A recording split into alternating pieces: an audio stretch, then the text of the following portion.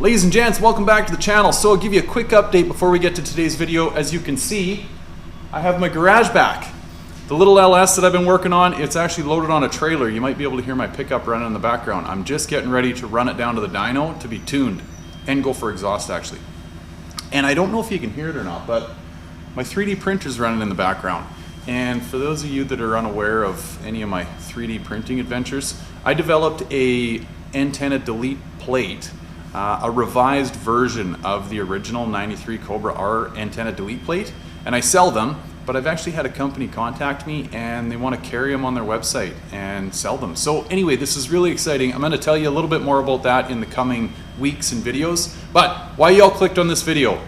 I had the esteemed pleasure of interviewing the infamous project, the one, the only. This man is a mogul in the Foxbody world. He's been doing it for years.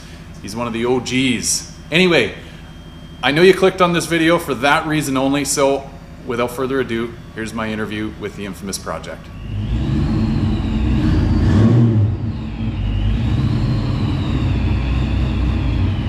Okay, brother, welcome. Sweet. Thanks for zooming me.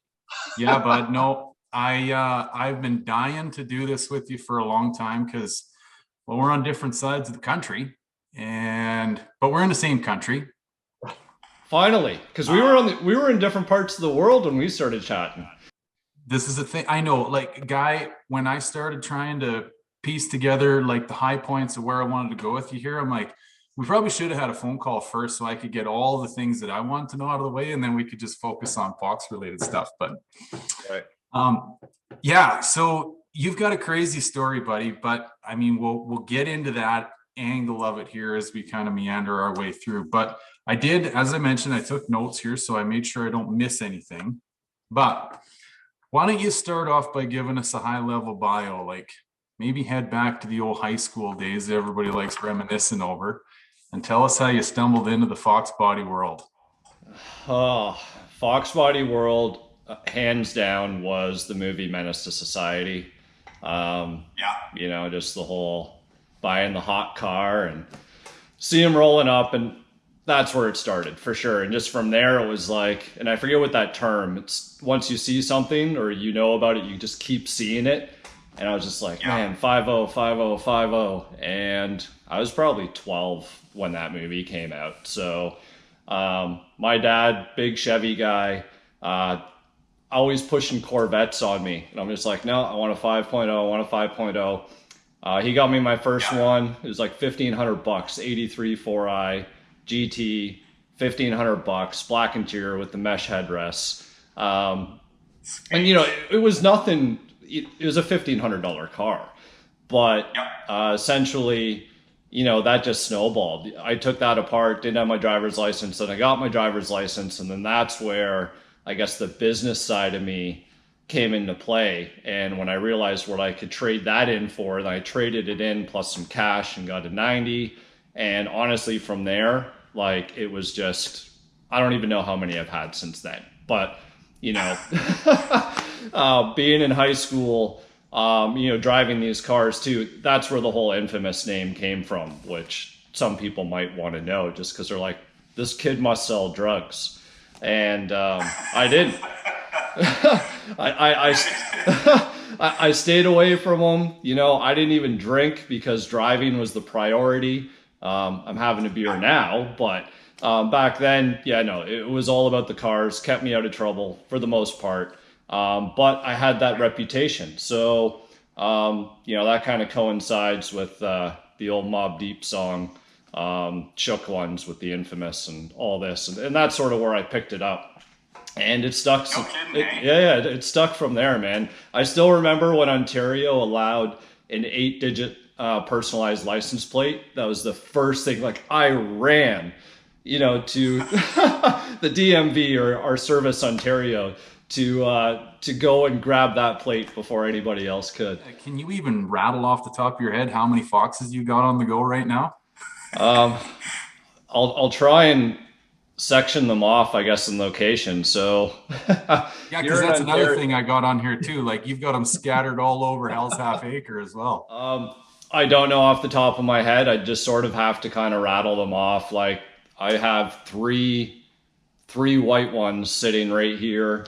There's the black notch tax return I'm working on. There's the new black notch I just picked up outside. I got my 90 GT that I did at the end of last year. I was supposed to be a daily driver. That car's actually sold, so there's some inside information. I was planning on daily driving that car, and somebody offered the money, so I got to get that ready for him. It's gone. Texas, that's kind of where a lot of my personal favorites are. You know, I got the silver Dutch Coupe, I got the Wild Strawberry, the Stalker Verts down there. Then there's a handful of cars I haven't even seen in person yet that I've just bought sight unseen. You know, I got a white notch I got out of Cali, the blue notch out of Georgia, Calypso notch out of Florida, and 93 Cobra, actually, that I'm super excited to see. So that one came out of Georgia as well. So, and then I got a 4i sitting in Florida, just sitting out over there, like, real buddy. Man, like, I had so many plans to just try and triangulate, you know, between Ontario, Florida, and Texas, and then just with COVID hitting and, you know, relocating back from the Middle East, you know, a little quicker than anticipated. But hey, it all worked out. That's where all the cars are, and I'm at capacity in all locations. I can't squeeze any more in any other places, so I'm gonna have to make some room here shortly. Well, and I mean, with them gaining in popularity like they are, it's crazy to say, but I mean, they're not the world's worst investment these days, right? They're not at all. And it's funny because I think when me and you first started talking when I was still in Dubai, we were both complaining about the corporate world and the corporate day-to-day living, so to speak. And the biggest thing for me was I was actually, my last role was helping students find pathways from high school to whether they're going post-secondary or into the workforce, but for them to follow what they have passion for and what they believe in. And I was really just like, man, I need to take my own advice. So that, in parallel with the popularity of the Foxbodys, because I always knew I wanted to do something car related, and especially in the Foxbody world, but there was really not a business opportunity or a business case for them if you go back 5-10 years, where these past 5 years and going forward, yeah, I can't find them fast enough. Yeah. So it's amazing. Along those lines, buddy, I mean, from my own personal experience, and I'm sure you can assimilate with it, like, this is an easy venture to talk yourself out of, because you're like, my adult brain is saying, what the hell are you doing? Right? But the reality of it is like, far as we know, we only get one crack at this thing we call life. And why do you want to waste it doing something that, like, sure, it pays the bills, and you know what? Maybe all this stuff that you're doing and heck stuff I'm doing too, maybe it all blows up in our face, but you know what? At least we can say we gave it a good try. Oh, absolutely, man. I think that's probably a really good word of advice. Like, aside from the cars, just anybody that I think, whether they're younger or whether they're older and they're thinking of a career switch, anyone who's watching this video is obviously an automotive enthusiast at the end of the day. And I think hobby versus passion are two different things. You know, a hobby is something that, you know, it's in your spare time. It's kind of an add-on, you know, whether you're just kind of stress relief or mental unblock, whatever you want to call it, versus the passion where no matter what, it shouldn't matter. You know, it's like a love for a close loved one almost. You know, it doesn't matter what they do. You're always going to love them. And it's sort of the same thing with these cars. Like, these cars aren't going to ever say or do anything to us to make us hate them. At least I don't think they can. Yeah, very true. Okay, so now building off all this, buddy, I mean, for those that are watching that don't know what I know, there is a story that goes way back in time. Now, I'm going to take a stab in the dark here and say it was probably mid 2000s-ish, maybe late 2000s, where the way that I heard it originally from you, and it's even going back a little ways now, there was internet cords and there was handy cams and there was all kinds of stuff. I mean, you were at the cutting edge of YouTube stardom before YouTube even existed, and you didn't even know it. Yeah. I was in Australia. It was either 2007, 2008, and I was doing my master's degree, the traditional route of life, and I was just trying to find some part-time work, and I got on with this real estate company, and they were conducting live real estate auctions to international buyers for properties being sold in Australia. So they literally had those little, what would it have been? Maybe, I don't even know if it was 3G or whatever. They had internet sticks on USB that you'd stick in your laptop. So that was your internet connectivity. Yeah. And they had, cords from Sony handy cams right to the laptop, and they were filming, and they had their own servers that they were streaming these auctions on. And quickly you learn that it would overload the servers if too many people were downloading the streams at the same time. And that's what sparked the idea. I was like, you know what? Real estate's cool, but hey, cars are even cooler. So I was like, when I get back to Canada, I'm just going to start streaming some stuff in my own garage. And YouTube wasn't even streaming at the time.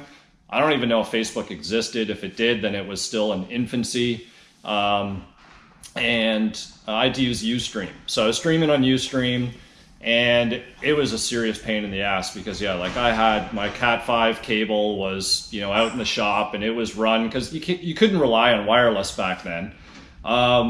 So that was all through the shop, outside, into the house, into the router. And still, internet would get kicked off, and I'd trip over the cord, the S-Video, I think, cord that was going to the handy cam, or stuff had happened. It was hard, man. And it's like, if I had known then what I know now, obviously I would have kept going with it, and I would have probably pioneered something amazing.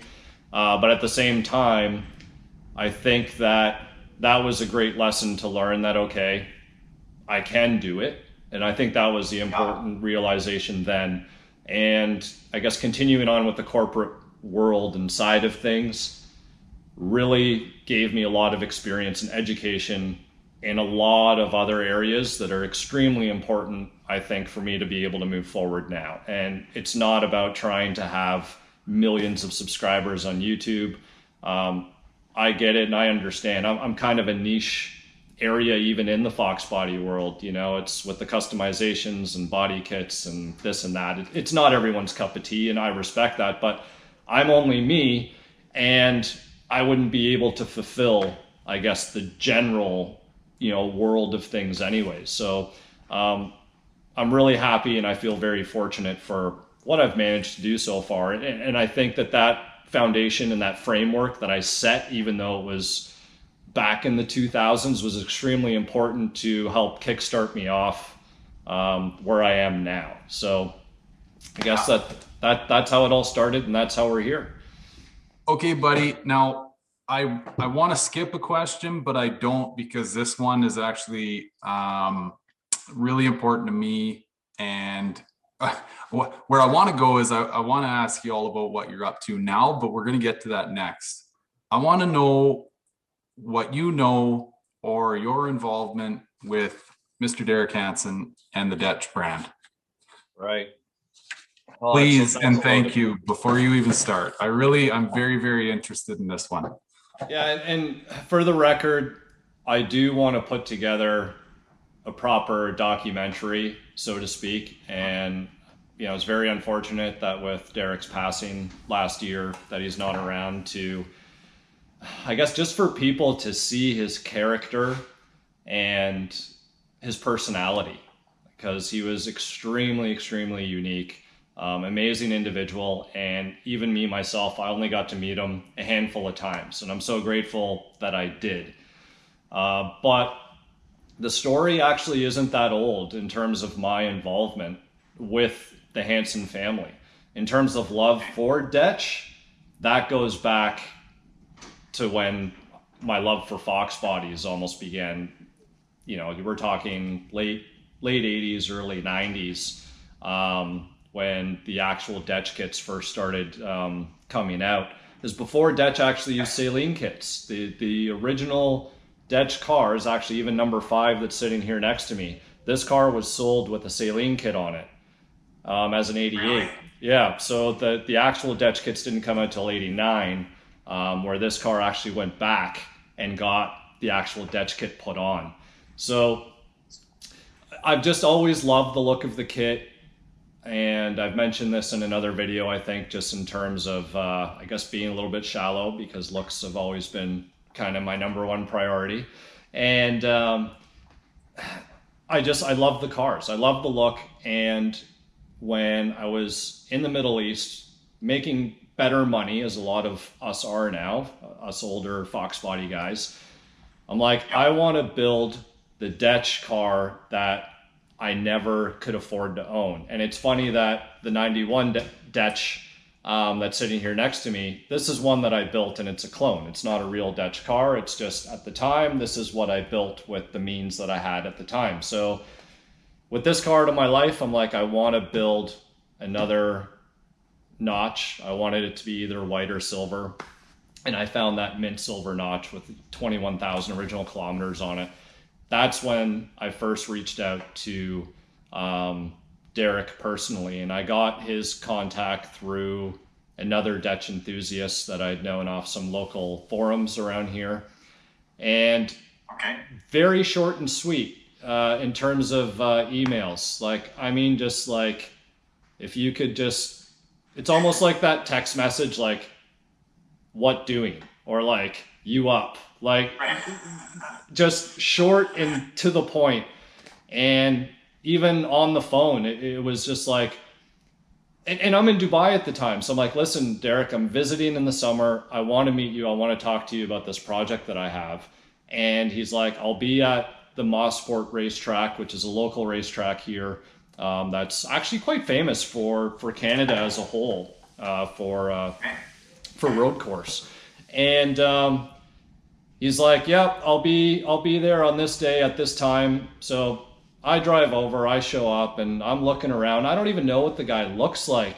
Like, I had the old pictures from like newspaper clippings, but so I asked some people, like, oh, you can't miss him. And I'm like, okay. So all of a sudden, I see this guy in a trench coat with a cigar at a racetrack. You know what I mean? Like, I'm like, okay, this must be him. And he's got a hat on, and he looked gangster is what he looked like.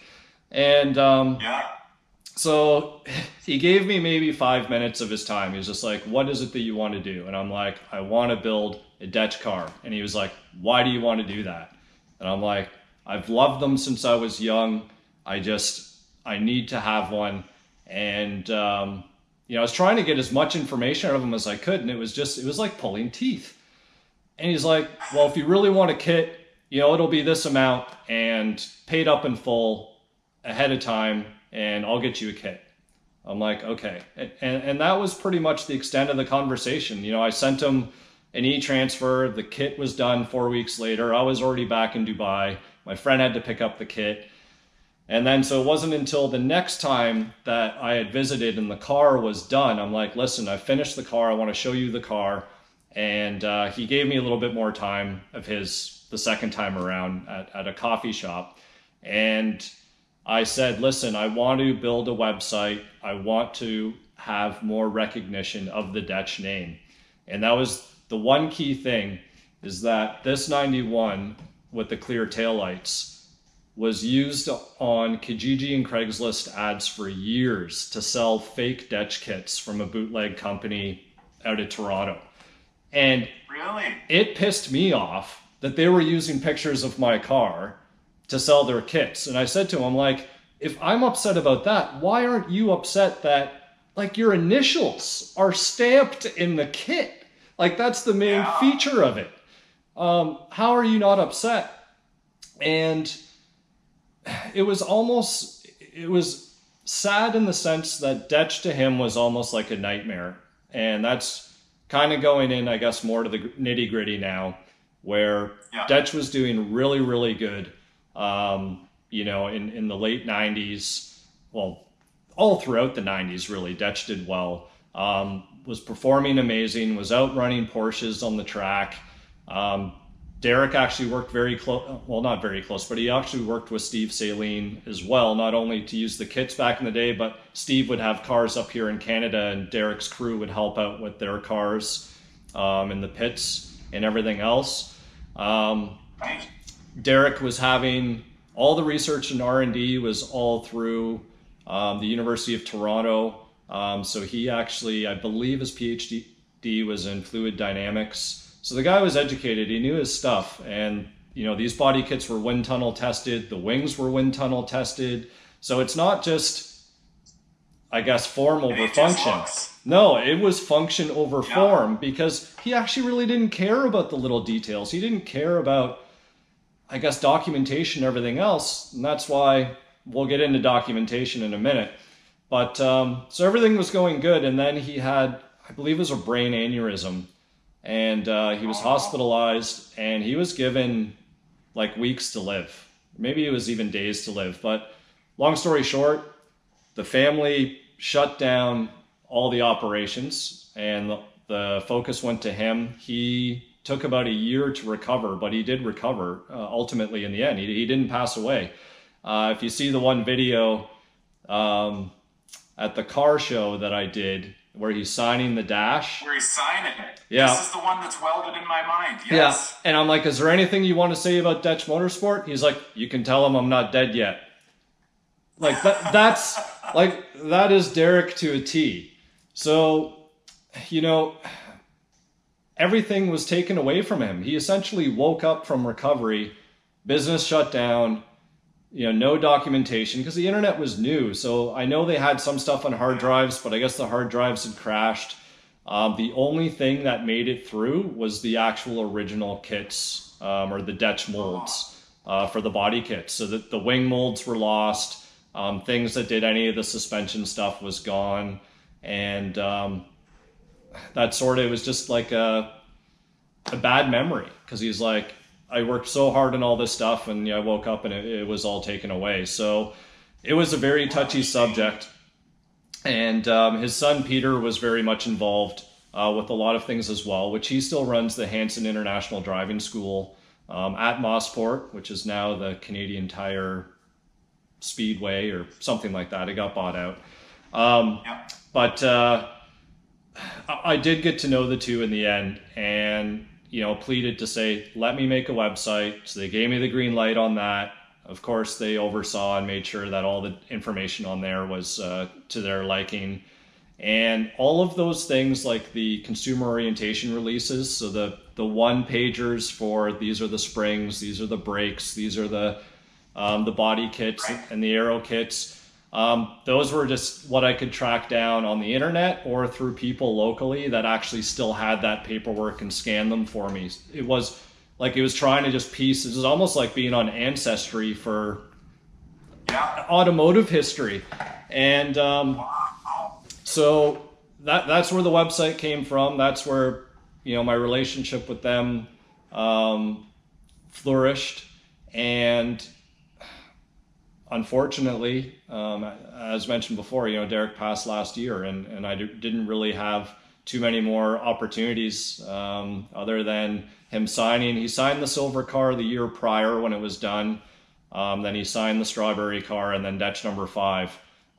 He signed this one. And that's why this car, to me, is so important, because it was actually registered to Derek before the dealer got it. So if you actually look at the history of the vehicle, it's Derek Hanson, then it's the Ford dealer in Toronto. And there was only a number of cars that were actually sold through the dealerships, and a number of cars that were actually documented. So if you asked me, or if you even asked Peter, or you asked Derek, how many DECH cars out there? Nobody could tell you, because there was only the limited number that went through the Ford dealers, and then there were so many people that would just buy them new, and the dealer would say, if you want all these things, go to DECH, and you know, they'll, whether you want suspension or your wheels or the kit, and they had stages of packages, whether it was, you know, like level 1 versus level 2, and all these other options. So there really are no numbers or documented numbers. There's just a handful that are out there. There's a handful of SN95 cars, which I did pick one up. I see, I forgot about that one. Yes. So that is actually, that's a DECH car too that has, you know, a folder full of receipts from back in the day that they did. So on those cars, they had the aluminum wing, which is very Fast and Furious looking, however functional. It actually has the rare ASG, which is the advanced suspension geometry. So it's like the Watts link setup in the rear. And there were only, it's rumored to maybe have been only 10 of them ever put on cars. And it was an option only for SN95 cars. So it came out in the mid 90s. Peter had a lot of involvement in that one. That was actually on number 5. So this guy who owned number 5, he was always involved in the R&D. And that's what's so cool about this car, is that it was tracked. Anything that was new was always put on it and tested. And so one of them went on to this. I know it broke. They tried to fix it. And there was too much fatigue in some areas, so it ended up getting another one. So this car actually accounts for 2 of them. I have the one that was on this car on my silver coupe, actually. Now currently, because I found another one from another gentleman, and so I'm going to put one back on here. And my SN95 has one, and I know 2 other cars that have them out there. So I've almost accounted for all of the ASG systems. So if anybody has one and is watching this video, you're probably not going to want to sell it. But that's how rare they are. So, and somebody might not even know, you know, it could have ended up on a car. Some people over the years, they're just like, what's this? Or it might have had the same metal fatigues. So they ripped it off, didn't bother reinforcing it. So yeah, I mean, I hope that it's sort of long-winded, right? And there's so much there. It's challenging to me. It's been a little frustrating as well, because I've always been like, why don't you want this legacy to go on? Why don't you want more of it out there? But again, at the same time, I can appreciate and understand it, you know, with the family and what happened. But I think it's honestly still such an amazing story for us, little old Canada, and for anybody that's watching this, for them to understand that the state of California has more people than all of Canada put together. And we're both the same landmass. And so for this one guy to have accomplished so much in the Foxbody world in functional racing, and he was involved with Porsche, he was involved with Ferrari. He designed Corvette floating rotor brakes that went on Foxbodys.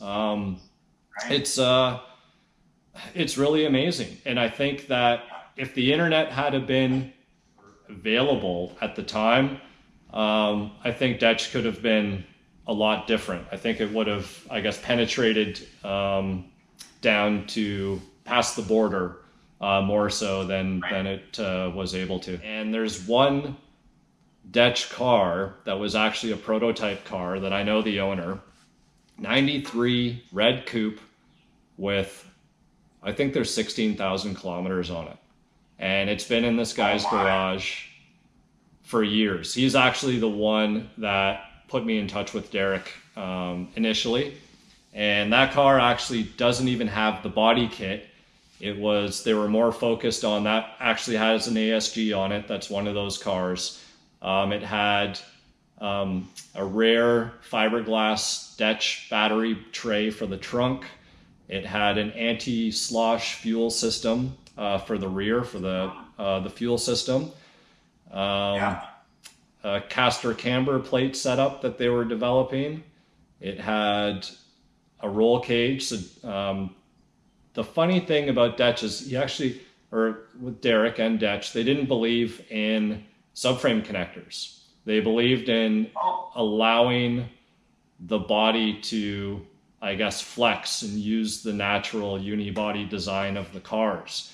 So it wasn't until late where they actually came out with a 4-point cage that is a hoop and then goes forward down into the kick panel plates. So it goes down and I believe kind of up into where you're almost where that plastic clip is that holds on the kick panel, the little Christmas tree, kind of right up and in through that area. So there was very few cars that had those, and this is one of it. So if I can get more about that car and all the cool stuff in it, because it's actually got a 408 with a T56 on it. So it was actually quite a monster. And this thing was built 20 odd some years ago. So it was an impressive car then.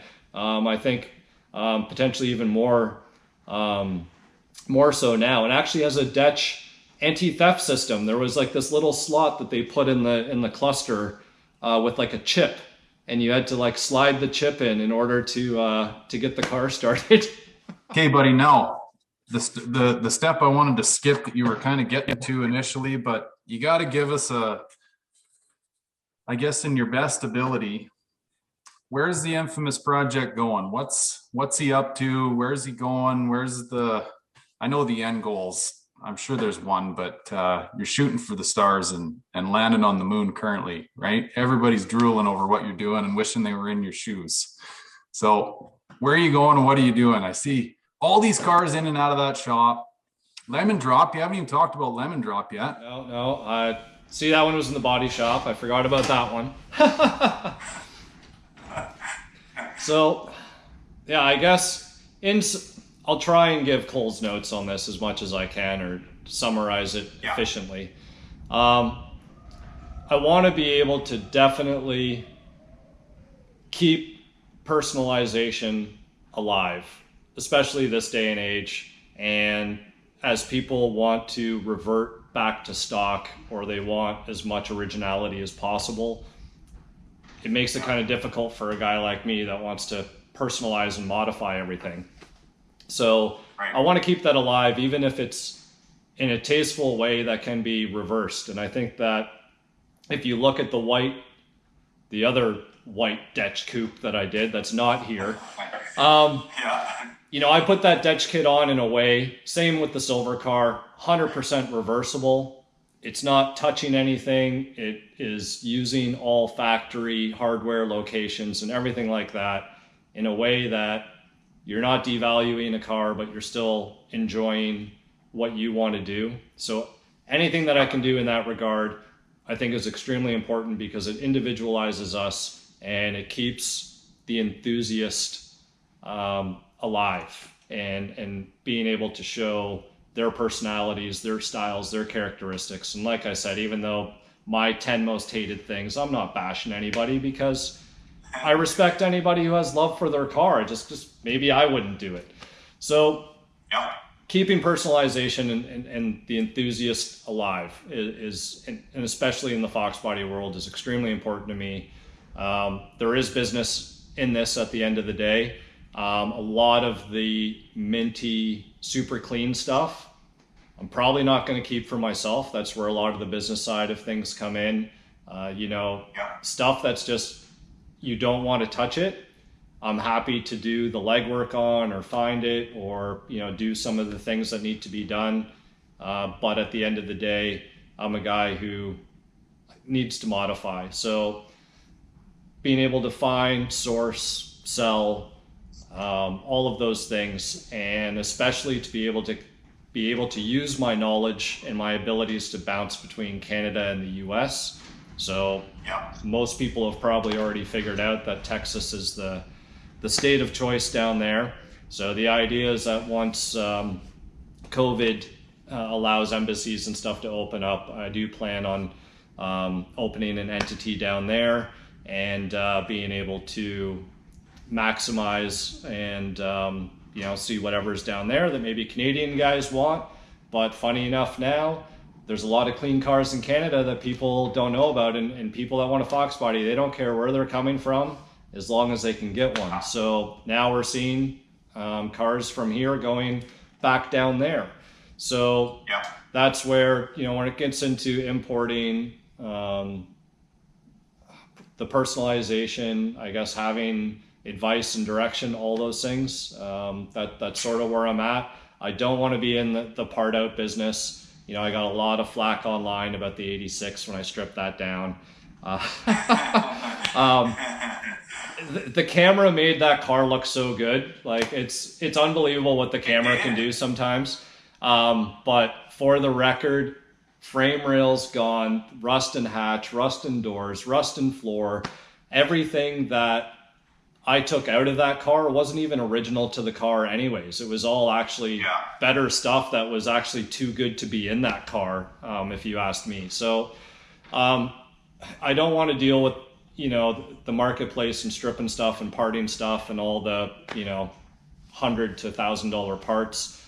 I am genuinely interested in finding, I guess, the higher end, or I guess the more qualitative, clean cars that people might be looking for. And you know, even the one went to the Middle East that I sold, and it's amazing the market that's out there worldwide for these cars and the recognition that they've received. So I've done obviously a lot of importing and exporting out of the Middle East as well. So that's another avenue that I'd definitely like to explore. You know, I'm not trying to get famous on YouTube. It's just a great marketing tool. If I can grow it enough that it can pay for me to hire someone to do all this editing and everything, that would be fabulous. It's like achieving cost neutrality with YouTube is where I want to be. That's the goal there. And just kind of see where it goes, man. And it might not just be Foxbodys. I think it's important to stay true to Foxbodys now, get the name, I guess the recognition online, but I think the attention to detail and trustworthiness, I guess communication and a lot of other things that I think that I bring to the table, those are transferable across, you know, any vehicle or any platform. So I'll be more than happy to diversify out into other areas if I can build it. We shall see. But yeah, it's really playing with my own stuff, having a good time, making sure that it doesn't feel like work, and you know, helping other people achieve their Foxbody goals and their dreams. And I think that in terms of fulfillment, when we're going back more on the whole, I guess, reasons of life, there's nothing better. Yeah. Well, I think that's probably a pretty good place to call her, bud. Thank you. All right, man. So very much for doing this, buddy. I can't thank you enough. Now, I'll make sure everybody knows where they can find you on all the social media feeds and all that good stuff. But yeah, thanks for taking the time, buddy, especially with the hour that it is there. I know I'm cutting into your Sunday evening, so. No worries, man. I really appreciate it. And hey, I'm glad, you know, a fellow Canuck, you know, keeping it real up here in the great North, coast to coast. Amen, brother. Yeah. Hey, thanks a lot, buddy. We'll talk to you soon. All right, man. Cheers. Take care. Bye now. Bye.